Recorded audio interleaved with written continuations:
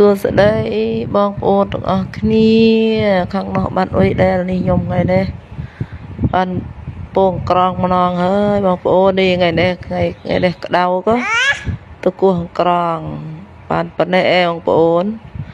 តែបាននូស្រុកខ្មែរទេនូស្រុកថៃណានូស្រុកថៃក៏រងក្រងបានហូបដែរបងប្អូនហើយ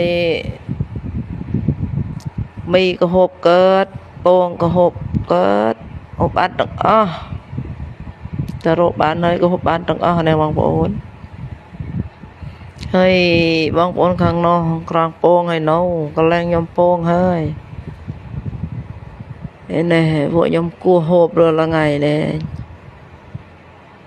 ដែលបានធ្វើคลิปវីដេអូឲ្យឃើញពងក្រងម្ដងទៅថ្ងៃនេះឯង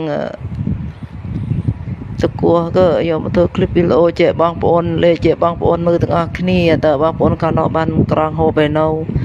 តែខ្ញុំនៅស្រុកថៃខ្ញុំនៅតាមសូនខ្ញុំរកបានបងប្អូនខ្ញុំនៅកន្លែងចាំមឿនតើខ្ញុំរកបានហូប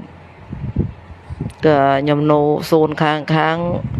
រងងានមឿនខ្ញុំនៅកណ្ដាលបងប្អូនចង់បានអុយក៏ហូបរកបានទាំងអស់ចង់បានរត់ចង់ឃ្លានកណ្ដោរកកណ្ដោចង់លានកង្ហែនរកកង្ហែនពួករងក្រងក៏បានក្រងបងប្អូន